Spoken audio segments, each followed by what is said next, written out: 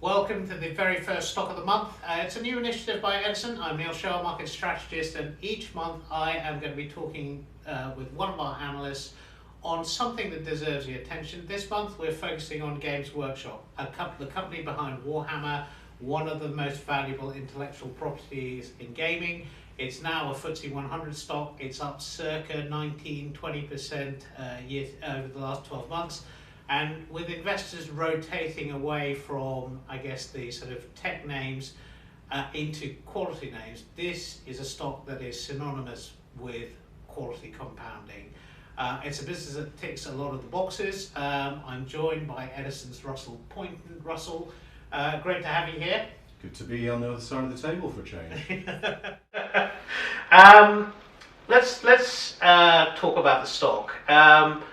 I'm seeing this rotation, and it's really been sort of for the last 12 months or so, that the narrow leadership that you saw in the US in 2023 and 2024, people are looking for diversification, they're looking for value names.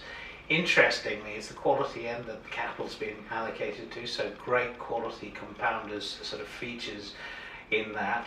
You're also seeing of late, because of the noise around AI, a push effectively into real assets and things with deep IP, effectively proprietary IP. Games Workshop seems to tick a lot of the boxes. It's IP rich, vertically integrated, 70% gross margins on sort of core, a decent return on capital, and a management team that keeps returning capital to shareholders. So to start off with, for those people who don't know the business, just give us an elevator pitch of what the business does. Sure. Well, you've just done a very good job of selling it all there, so probably don't need to say too much more. So, well, what does Games Workshop do? It's a global leader in tabletop miniature gaming. So what that means is it makes little miniatures that then its hobbyists then use in their tabletop games.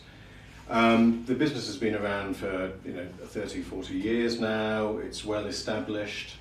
In terms of what it does, it effectively has main way people think about it has two main settings.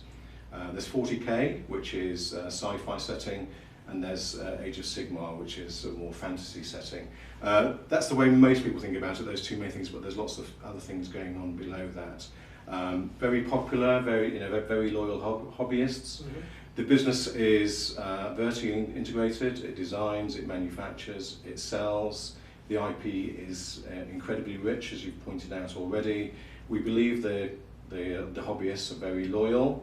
There isn't really a direct global peer, so it has everything you want in terms of rich IP and a loyal fan base, which it's trying to grow globally, and it's doing a very good job of growing globally. I think let's talk about the investment case and delve into the numbers. So we had the interim 26 numbers, another positive surprise. It's one of those under-promise, over-deliver stocks. What are the sort of key takeaways that are for you? Yeah, well, so look, it's a business. It's had structural growth for quite a long time now. If you look at the numbers, I think the core revenue has grown something like high teens since 2015, 2016. Core profit has grown by about 40% over that time as well, because the margin has gone up.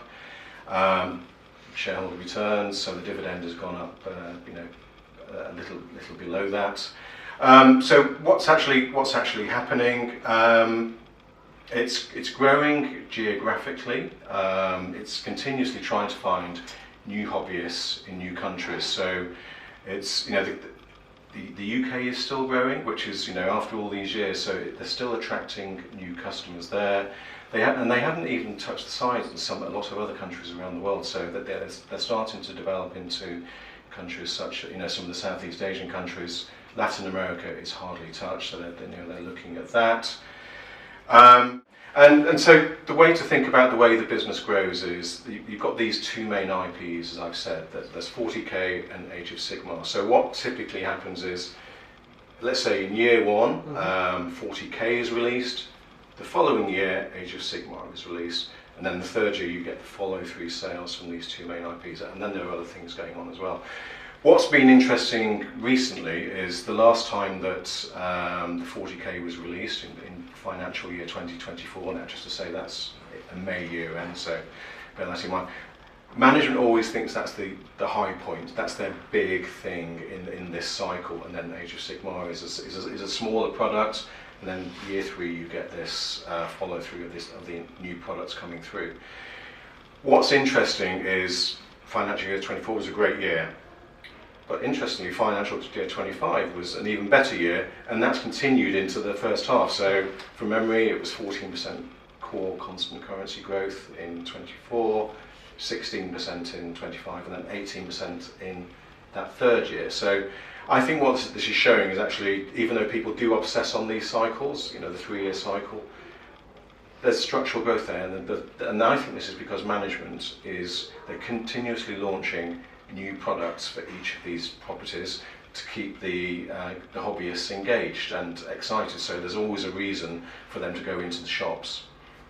Okay, when you talk about the hobbyists, one of the questions people occasionally ask me is how concentrated is that? Do you know how many people or what shape their customer base is? No, and look, it's a global business with core revenue of 600 million or so. So, you know, I guess it comes down to how much you think the average hobbyist spends on it. Is it 100 quid? Is it 200 quid? Is it 300 quid? If you divide, you know, that revenue by those numbers, it shows that the fan base is pretty concentrated. Okay. So what is really interesting about it is with a company like Amazon pushing this effectively into what, let's call it mainstream, yeah. And you've got a business which is, you know, very levered from an operational gearing perspective. So, you know, go and have a look at Games Workshop's sort of history in terms of revenue growth and just how much of that drops into sort of bottom line. Any sort of acceleration there, I think, is really interesting in terms of focusing on the company. Valuation and risk. Let's talk about a little bit about. So it's a quality company, and you would expect quality companies to, you know, be valued at a premium. What is your view in terms of the valuation? How do you go about looking at it? Your notes effectively typically talk about a long-term value. How do you think about it? Yeah, so so from a valuation perspective, the multiple always looks high, right? Yeah. In terms of, you know, it's just below 170 quid at the moment, trading on a high 20s PE. I always look at EV sales. It's about 8.5, which is, you know, is pretty high. Those numbers are high versus their recent averages. Now, I think what's happened over the last 2 years is, one, you've had a bit of excitement about Amazon, so people are starting to discount some future income, you know, way down the line. But also, just going back to, you know, 25 and 26, the numbers have just done so much better than we predicted. So the re-rating has come through. So, but if you look over the last 4 years, it's traded 8 times, 10 times sales. So the peak is 10 times. It's come off that. In terms of operational gearing, look, it's got on its core business. You're right. It's got the gross margins typically between 67 and 70. Operating margin in the mid to high 30s. Mm-hmm. It's in the half one results. It was just under 40%, and there's lots of moving parts within that. They had, you know, they talked about trade tariffs, which they've actually been able to mitigate through price increase, that kind of thing. But also something to watch with the businesses. They have this stock, you know, the stock provision can move around a bit in the gross margin. So, best way to think about it, you've got that 70% gross margin on the core business, 30% on the core, and then the licensing. This is where there's quite a lot of volatility, because licensing revenue doesn't really have any incremental cost. So it's effectively 100% gross margin and a 90+% operating margin. So that can be a big boost to the profitability. So nicely profitable, generates a load of cash, you know, free cash flow generation. You look at free cash flow to revenue, it's over 30%.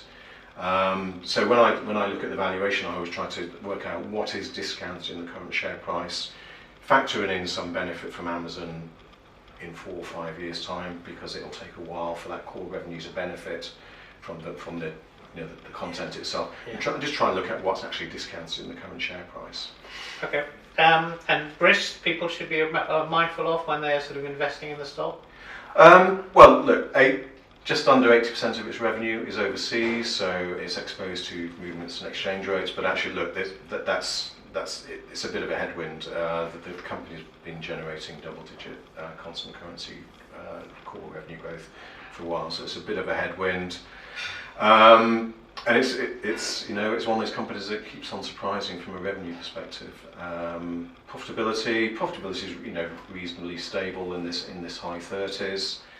Is that licensing income, which is very lumpy, and there's many reasons for that. One is the licenses themselves are, it depends on when they're signed, and the accounting makes them a bit lumpy in the terms of they have to recognise this minimum revenue all in the first year. Then it depends on how successful it is after that time. Okay, so a little bit of a rarity. I mean, I think it's a unique property. It's a success story. You mentioned that it's been around in the 70s. There's a great story of, I think, one of the founders there sleeping in his van to get it up and running, and it's succeeded. It's a FTSE 100 business. It's done a deal with Amazon. You've often told me, if there was a stock where you sort of put it away, etc., don't look at it, this might be it. What's your sort of way of sort of summing up the Games Workshop as a stock? Well, the reality is Games Workshop is one of the true great British success stories. It has structural growth. It's finding new hobbyists in new countries all the time. Has this growing IP. Is nicely profitable. Generates a lot of cash, which is all the surplus cash is returned to shareholders. You've got this issue about when the new products come out.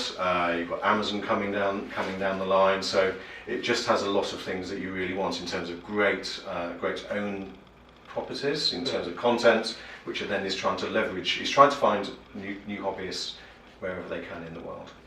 Russell, thank you very much. Guinea pig for the stock of the month. Thank you.